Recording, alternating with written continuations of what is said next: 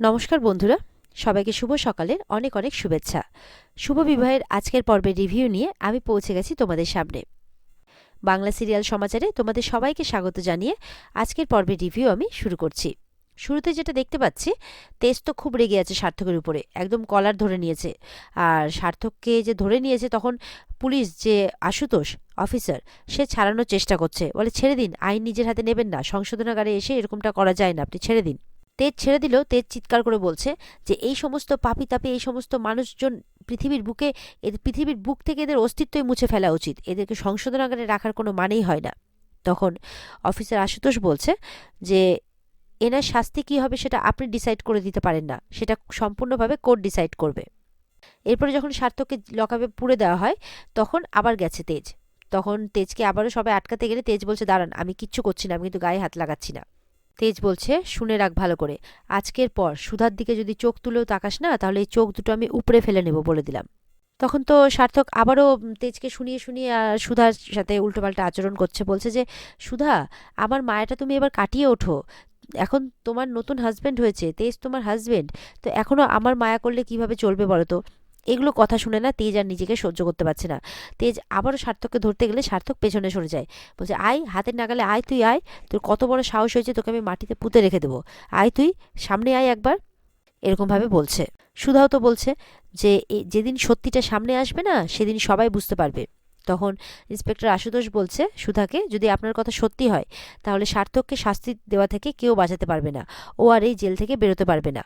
আর এদিকে তেজ তো খুব রেগে আছে সার্থকের উপরে। তখন সুধা তেজকে সেখান থেকে টেনে নিয়ে চলে যায়, যে চলুন আপনি এখান থেকে, আমার কিছু ভালো লাগছে না, চলুন।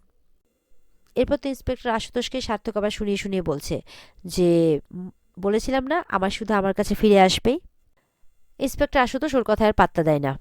এদিকে তো সমুদ্র রেগে বসে আছে, পেয়েছে খিদে, কিন্তু খাওয়ার তো কোনো কিছু হলো না। এবার সমুদ্র রেগে চলে যাচ্ছে। তখন ঝিনুক বলছে দাঁড়াও দাঁড়াও দাঁড়াও, বলে কি হয়েছে, বলে দাঁড়াও না। তখন ঝিনুক কি করেছে, ঝিনুক নিজের জন্য একটু খিচুড়ি বানিয়েছিল, কিন্তু সেটাও সমুদ্রের জন্য নিয়ে আসে, বলে এ নাও, দেখো তো ভালো লাগছে কিনা, আমি নিজের জন্য বানিয়েছিলাম, তো এখন তুমি খাও। তখন তো সমুদ্র দেখে খুশি হয়ে যায় খিচুড়ি, সঙ্গে সঙ্গে খেতে শুরু করে দেয়, বলছে আরে খিচুড়ি আমার তো ফেভারিট, আর এটা দারুণ হয়েছে। তারপর আবার মনে পড়েছে ঝিনুক তো খায়নি, ওর খাবারটাই ওকে দিল। বলছে ঝিনুক, তুমি তো বললে যে তোমার খাবারটা নাকি তুমি আমাকে দিলে, তাহলে তুমি কি খাবে? তখন ঝিনুক বলছে সামনে আমার ম্যাচ আছে, আমাকে তো একটু লুজ হতেই হবে, তো আমার চলে যাবে। তখন সমুদ্র বলছে না না না, এইভাবে না খেয়ে থেকে তো ওরকমভাবে রোগা হওয়া যাবে না, বা ওরকমভাবে ফিট থাকা যাবে না, এ নাও, তার চেয়ে বরঞ্চ আমরা খাবারটা ভাগ করে খাই। তখন ঝিনুক বলছে না না না, সেটার কোনো প্রয়োজন নেই, বলছে না। সমুদ্র কোনো কথা শুনবে না। তখন সমুদ্র ওখান থেকে ঝিনুককে খাইয়ে দিচ্ছে, ঝিনুকের ভালো লাগছে, ঝিনুকও আবার সমুদ্রকে খাইয়ে দিচ্ছে। আর ওদিকে দেখা যাচ্ছে সুধা ঘরের মধ্যে পায়চারি করছে, সমানে চিন্তা করছে, সার্থকের বলা কথাগুলো ভাবছে। এরপর সেখানে তেজ আসে, তেজ এসে সুধাকে পেছন থেকে জড়িয়ে ধরে, সুধার কাছাকাছি আসার চেষ্টা করছে তেজ, সুধার মন ভালো করার চেষ্টা করছে, কিন্তু সুধার তো এসবে মন নেই। সুধা বলছে আজকে না তেজ, আজকে আমার মনের অবস্থা একদম ভালো নেই, মনটা যেন কেমন অস্থির হয়ে আছে। তেজ তো খুব রেগে যায়, তেজের সেই সার্থকের বলা কথাগুলো মনে পড়ে যায়, বলছে যে সবসময় শুধু সার্থক সার্থক সার্থক না, সেখান থেকে একটু বেরিয়ে আসো, একটু আমার কথাটাও ভাবো। আজকে এক ঘরে এক বিছানায় থাকা সত্ত্বেও আমাদের মধ্যে কোনো স্বামী স্ত্রীর সম্পর্ক নেই, এসব ঠিক হচ্ছে না সুধা। সুধা বলছে প্লিজ তেজ, আমাকে একটু বোঝার চেষ্টা করো, আমি শুধু তোমাকেই ভালোবাসি, তুমি আমাকে ভুল বুঝছো। বলে তাই যদি হয় তাহলে সবসময় সার্থকের কথা কেন তুমি চিন্তা করছো? সুধা বলছে এতদিন পরেও যদি তোমাকে আমার ভালোবাসার প্রমাণ দিতে হয় তাহলে তো এর থেকে কষ্টের কিছু হতে পারে না। তবে তুমি একটা জিনিস বুঝতে পারছো, সার্থক আমাদের প্রাইভেট ব্যাপারগুলো কি করে জানে, যেটা একদমই আমাদের একান্ত ব্যক্তিগত, সেই সব কি করে জানে? এগুলো মনে খটকা লাগছে না তোমার?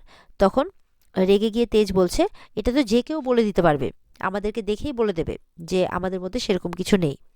এই বলে তেজ রেগে মেগে আলমারি থেকে একটা ঢাকার বের করে সোফাতে গিয়ে ঘুমাতে শুরু করে দেয়। এরপর সুধা তো মনে মনে ভাবতে থাকে যে তুমি আবারও আমাকে ভুল বুঝছো, কিন্তু আমি শুধুমাত্র তোমাকেই ভালোবাসি। এরপর যখন সোফাতে তেজের কাছে যায় দুটো কথা বলছে, তখন দেখে তেজ অলরেডি ঘুমিয়ে পড়েছে। তখন সুধা বলছে আচ্ছা ঠিক আছে, তুমি ঘুমো। আর এদিকে দেখা যাচ্ছে যে সুধার ননদের তো বিয়ে, আর সেই বিয়ে উপলক্ষে সুধাদের বাড়িতে প্রচুর তত্ত্ব, মানে তত্ত্বের মধ্যে শাড়ি কাপড় মিষ্টি, এমনকি বিয়ের কার্ড যেটা এসেছে সব কিছুই তো সুন্দর, খুবই সুন্দর, কাননবালা দেবীর নাতনির বিয়ে বলে কথা, সেই কার্ডের মধ্যে একটা ভালো সোনার চেনও আছে। সেই সব দেখে তো অদিতি আর জেঠিমা তাদের লোভ সামলাতেই পারছে না।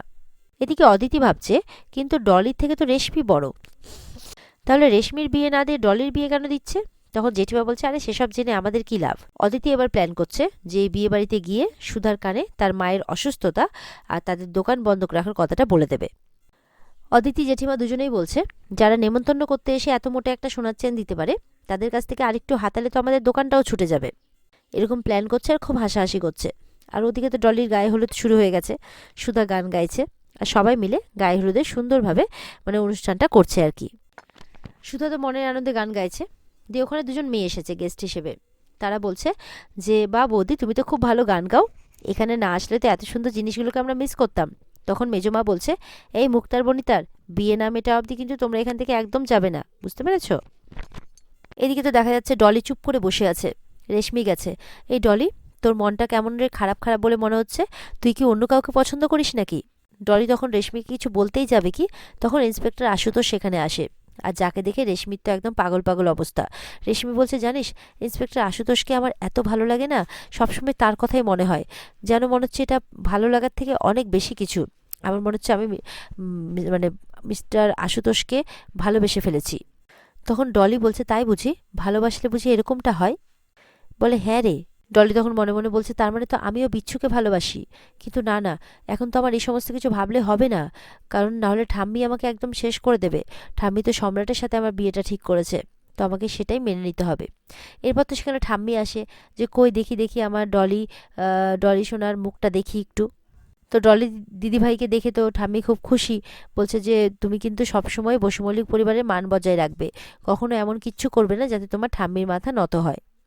এরপর তো ঠাম্মি হাত বাড়ি দিয়ে বলছে, কথা দাও আমাকে। ডলিও তখন কথা দেয়। এদিকে তো দেখা যাচ্ছে সমুদ্রের পিছনে সমুবেবি করে সমানে ঘুরছে ঝুম্পা, কিন্তু সমুদ্র কিছুতেই পাত্তা দিচ্ছে না। এদিকে তো সুধা কি করছে, তেজের কাছে গেছে। তেজ তো ল্যাপটপে কাজ করছে। সুধা বলছে, আলতা নিয়ে গেছে, বলছে আজকের দিনেও কাজ করবে নাকি? বলে, একটু ইম্পর্টেন্ট কাজ আছে সুধা। বলছে, একটু আমাকে আলতা পরিয়ে দাও না। তখন বলছে, আমি পারবো না, তুমি নিজে পরে নাও। সুধা বলছে, ও আচ্ছা এই ব্যাপার, ঠিক আছে আমিও পরবো না তাহলে। এই বলে সুধাও চলে যায় সেখান থেকে রাগ করে। এদিকে দেখা যাচ্ছে রেশমি অফিসার আশুতোষের জন্য জুস নিয়ে এসেছে। বলছে, আপনি একা একা বসে আছেন, নিন জুসটা খান। তো আশুতোষ তো জুসটা নেয়, আর ওদিকে রেশমি ওখান থেকে সরে গিয়ে দূর থেকে আশুতোষকে দেখতে থাকে। কিন্তু আশুতোষের নজর কিন্তু জ্যোৎস্নার দিকে। রেশমি আশুতোষকে ভালোবাসলেও আশুতোষ ভালোবাসে জ্যোৎস্নাকে। এদিকে দেখা যাচ্ছে যে সম্রাট নেশা করে পার্টি করে সঙ্গে একজনকে মেয়ে নিয়ে বাড়ি ফিরছে গাড়িতে করে আর কি। মেয়েটা তো বলছে বারবার যে তুমি আমাকে পেয়ে ভুলে যাবে না তো? বলে, ধুর, তোমাকে ভুলে যাব? আজকে এই গাড়িটা লাস্ট চড়ে নাও সবাই, কাল থেকে তো আমার কাছে অনেক টাকা দামের গাড়ি থাকবে, তখন পুরো শহর দেখবে আমাকে। তখন সম্রাটের যে ভালো বন্ধুটা, সে মনে মনে বলছে, ছি, সম্রাট এতটা খারাপ, টাকার জন্য একটা মেয়েকে ঠকাচ্ছে, ছি ছি ছি। তাকেও তখন খাওয়ার জন্য বলছে, কিন্তু সেই বন্ধুটা খাবে না, বলছে, না রে, আরে তোরা খা, তোরা টাল হয়ে গেলে তোদেরকে সামলাবে কে? এরপরে যখন সম্রাট গাড়ি থেকে নামে সেই মেয়েটার সাথে, সেখানে কিন্তু বিচ্ছু আছে। বিচ্ছু বাইক নিয়ে দাঁড়িয়ে আছে আর কি। তখন বিচ্ছু দেখে ফেলে, বলে, এটা সম্রাট না? তখন সম্রাট মেয়েটাকে বলছে, বিয়ে তো করছে আমি টাকার জন্যে, টাকা পেয়ে যাব, মেয়েটাকে ছুঁড়ে ফেলে দেবো। আর এটা শুনে তো বিচ্ছু অবাক, কি, ডলিকে টাকার জন্য বিয়ে করছে সম্রাট? এক্ষুনি সুধাদিকে জানাতে হবে। তখন সুধাকে ফোন করছে, কিন্তু সুধা তো বিয়ে বাড়িতে ব্যস্ত, ওখানে জোরে জোরে সব কথাবার্তা বলছে, বাজনা বাজছে, গান বাজনা চলছে আর কি। তারপরে তো নাচের জন্য জোর করলে সুধাও গিয়ে নাচ গান করছে আর কি, সুধাও নাচ করছে, কিন্তু ফোনটা কিন্তু শুনতে পাচ্ছে না, বিচ্ছু সমানে ফোন করেই যাচ্ছে। আর এখানে আজকের পর্ব শেষ হয়ে যায়। তো বন্ধুরা, এই ছিল আজকের পর্বের রিভিউ। ভালো লেগে থাকলে অবশ্যই কিন্তু পর্বকে লাইক, কমেন্ট আর চ্যানেলকে কিন্তু সাবস্ক্রাইব করতে ভুলবে না। তো পর্বের ফুল এপিসোড দেখতে অবশ্যই চোখ রাখবে স্টার জলসার পর্দায়। আর আমাদের পর্বটা ভালো লাগলে অবশ্যই চ্যানেলকে লাইক, কমেন্ট আর সাবস্ক্রাইব করতে কিন্তু কেউ ভুলবে না। দেখা হচ্ছে আগামীকালকে। সবাই ভালো থাকবে। টাটা।